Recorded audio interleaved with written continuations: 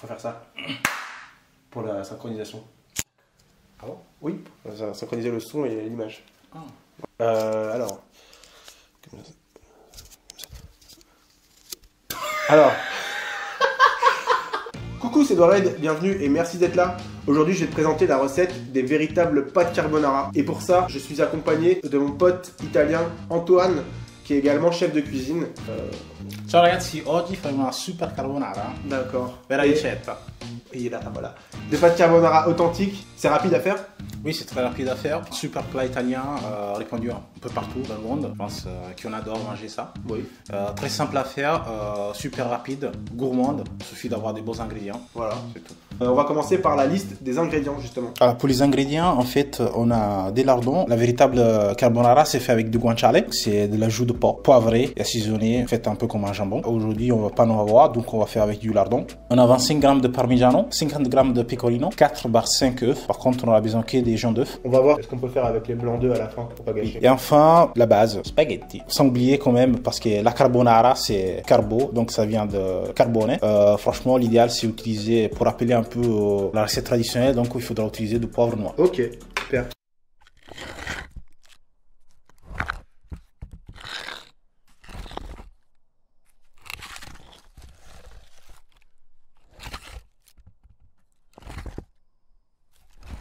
Juste un petit point sur les pâtes, qui est quand même l'ingrédient principal. On peut pas prendre n'importe quel spaghetti. Oui, bien sûr. Bien sûr.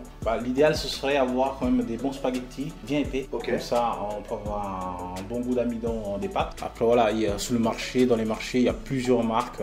Après, c'est à vous de choisir. Et qu'est-ce qui est important, c'est le numéro des pâtes. Avoir une belle taille. Normalement, ça part de 3 à 5 à 7. Ok. Après, voilà, vous faites plaisir. Vous pouvez prendre n'importe quelle pâte, vous pouvez prendre des coquettes, vous pouvez prendre des tagliatelles. Donc les spaghettis de base, c'est spaghetti numéro 7. Oui, l'idéal, c'est d'avoir quand même des spaghettis bien épais, donc Ok. des numéros 7. Après, si vous ne trouvez pas des numéros 7, vous pouvez prendre des spaghettis guitarra, qui Ok. sont un peu plus carrés, un peu plus épais. Ok. Ou sinon, des numéros 5, voilà. Numéro 5, ça va aussi. Oui, ça va Ok. aussi. Donc là, on a pris des numéros 7. On commence par déjà mettre l'eau à chauffer. On met du gros sel dans l'eau pour assaisonner les pâtes. On fait bien chauffer la poêle. On fait ok. Ça, quand il est bien chaud, on va ajouter les lardons. Comme ça, les lardons, en fait, ils vont cracher le gras du porc. Et avec cette gras-là, on va assaisonner les pâtes. D'accord. La véritable carbonara, en fait, il n'y a pas de crème dans la pâte. En fait, D'accord. c'est une émulsion de l'amidon des pâtes D'accord. et le jaune d'œuf avec le fromage. D'où l'intérêt, en fait, ce que tu m'expliquais tout à l'heure, d'avoir des spaghettis qui sont assez épaisses parce qu'elles vont lâcher plus d'amidon en fait. Oui, voilà. C'est l'amidon qui va donc lier la sauce des pâtes pour enrober à la fin les spaghettis. La poêle est bien chaude, on peut balancer les lardons. On va les faire bien griller, bien colorer. Ok.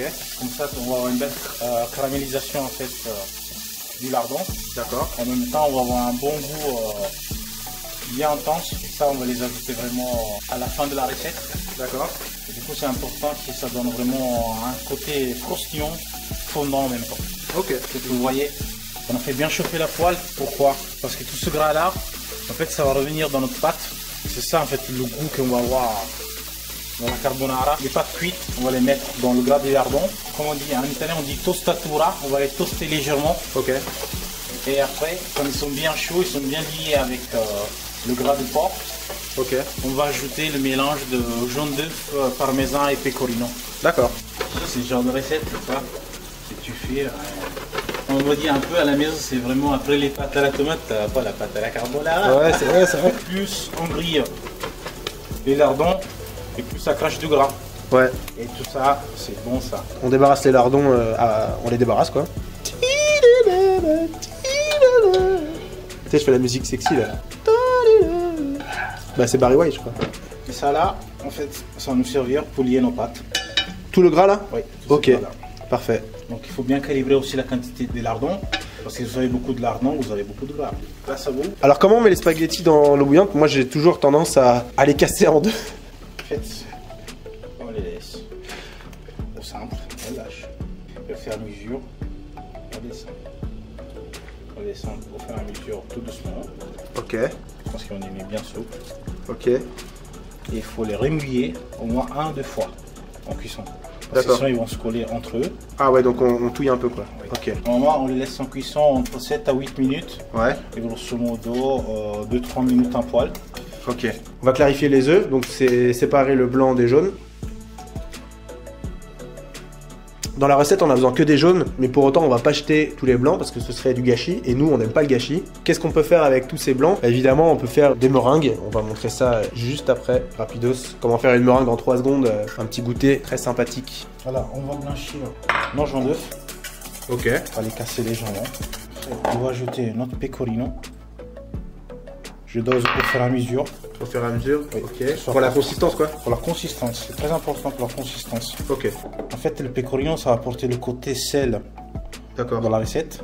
Ok. Et le parmesan, ça va apporter le côté un peu douceur, un peu rond. D'accord. Donc en gros, dans la carbonara, on n'ajoute pas de sel, c'est le pecorino qui assaisonne, quoi. Ouais. Pétuluche de eau de cuisson. Ok, donc on prend l'eau de cuisson des pâtes. Ouais. On ajoute légèrement dedans. D'accord. Comme ça va lier un peu notre sauce. Ça va la détendre un tout petit peu. Ça va la détendre, ouais. Et ça va la lier parce que du coup, dans l'eau de cuisson des pâtes, il y a de l'amidon, quoi. Voilà. Un petit peu. Là, on a une belle émulsion à froid. Ok. On va ajouter dans nos pâtes quand ils seront bien chauds. D'accord. Et donc ça, c'est ce qui remplace, enfin, c'est ce que la crème remplace d'habitude, quoi. Oui. D'accord. Ça vous a une belle consistance, pas trop dur, pas trop mollo. Ok. Il y a le bon goût de fromage dedans. Parfait. Ça fait 6-7 minutes à peu près, les pâtes, elles n'ont pas terminé totalement leur cuisson. On va les sortir et on va les balancer directement dans la poêle dans laquelle il y a le gras des lardons. Donc là, la poêle bien chaude, on fait bien chauffer le gras des lardons.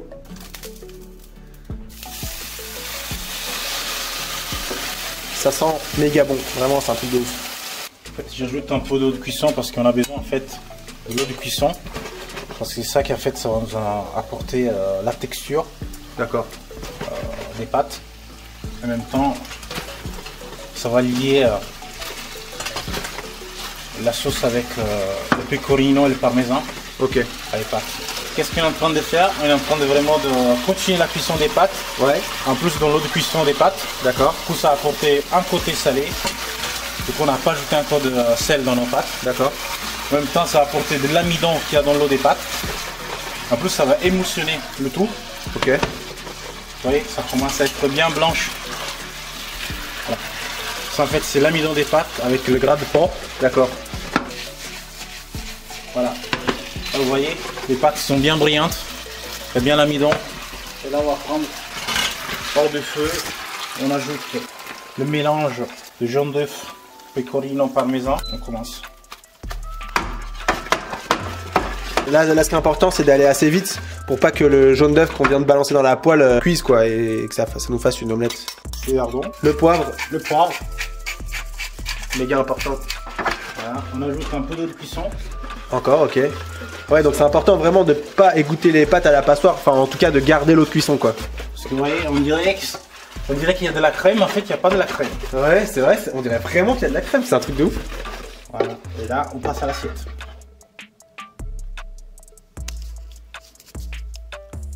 Appetini, on les dresse bien à l'italienne, bien serré.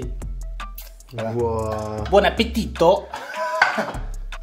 Voilà, donc les pâtes carbo sont terminées. Perso, j'ai appris beaucoup de choses. Déjà qu'on utilisait beaucoup l'eau de cuisson des pâtes. Et en fait, le mélange eau de cuisson des pâtes, tu m'arrêtes si je dis des conneries, et jaune d'œuf, ça va faire une émulsion. Et ça va donner quasiment la même consistance que quand on met de la crème fraîche dans les pâtes. Ouais. Puis c'est tellement beau, c'est incroyable. Vraiment, je suis choqué.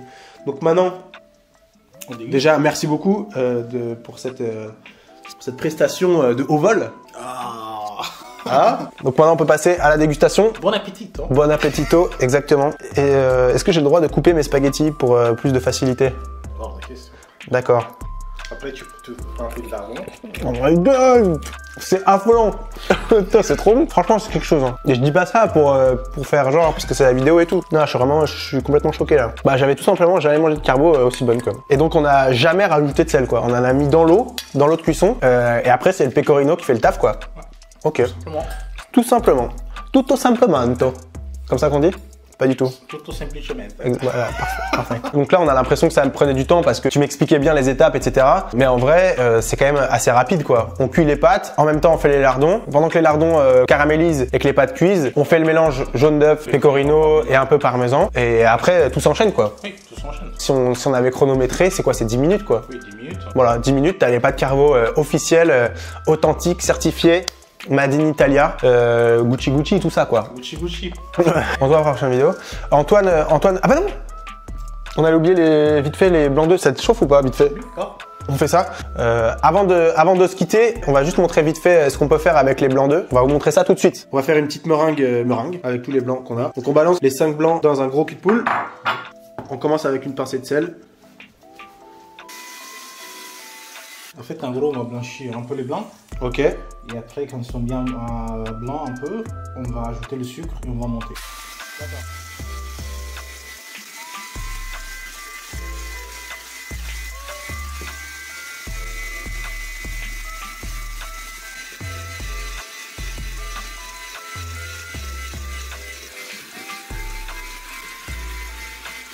Donc ça, c'est ce qu'on appelle le bec d'oiseau. En fait, c'est un indicateur d'une meringue réussie.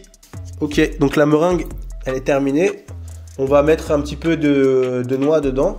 Donc on casse un peu les noix de pécan avec les noisettes. Cool. Ça va donner un peu de crunch. De crunch, exactement. Ok, donc on étale direct la meringue sur du papier cuisson. Après, vous pouvez utiliser ça pour décorer des gâteaux. Vous pouvez, hein. Pas trop fin non plus, pas trop épais non plus. Si vous voulez, on peut faire des petites vagues. Ah ouais, moi j'aime bien les petites vagues. Trop stylé. Petites vagues. Trop stylé. Ah, j'adore les petites vagues. Et donc là, ça part au four à 100 degrés pendant combien de temps à peu près? Une demi-journée. Une demi-journée. C'est vrai? Ben là, ça dépend. Si tu veux une meringue très très dure, Ouais. tu la laisses environ 4-5 heures. Ok. Si tu veux une meringue qui est juste croustillant à l'extérieur et fondant à l'intérieur, Ok. tu peux laisser 1 heure, 2 heures, c'est nickel. D'accord. Ok, cool. Ça dépend en fait de la texture que tu veux, l'épaisseur de la meringue. Ok. Voilà, c'est tout. Voilà, on a laissé la meringue pendant 45 minutes en fin de compte à 110 degrés. Donc elle a pris une petite coloration très légère. Elle est très très jolie. Elle est très très brillante. Elle est vraiment trop belle. Voilà, c'est tout ce que j'avais à dire. Donc là, je vais goûter la meringue. C'est bon avec les noix et tout. Grave. Avec les noix et tout. Bah ouais, même sans les noix, c'est trop bon. Hein. Elle est hyper légère. Ah, vraiment, elle est croustillante. Mais en même temps fondante. Donc 5 blancs d'œufs, de ta carbonara, 110 g de sucre, 110 degrés pendant 45 minutes. Fin de l'histoire. Donc en fin de compte, avec les ingrédients d'une seule recette, on a fait 2 recettes. Carbonara Et meringue. et meringue. Meringue. Meringue. Ce qui veut dire meringue en italien. Sur ce, je te fais un gros bisou et je te dis à la prochaine recette. Ciao. Coucou, c'est Dored. Coucou. Coucou. C'est ce que je dis à chaque fois. C'est bon? Allez.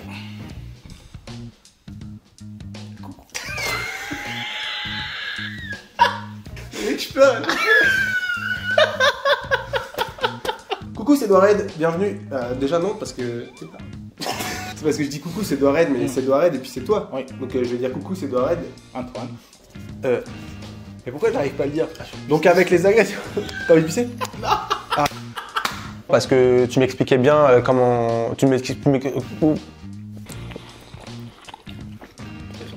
Oui. Donc là, donc des pâtes carbonara authentiques. Quoi? Ah, d'accord. Sur ce, gros bisous et à la prochaine recette. Là, tu peux dire ciao, tatouti, tout ça.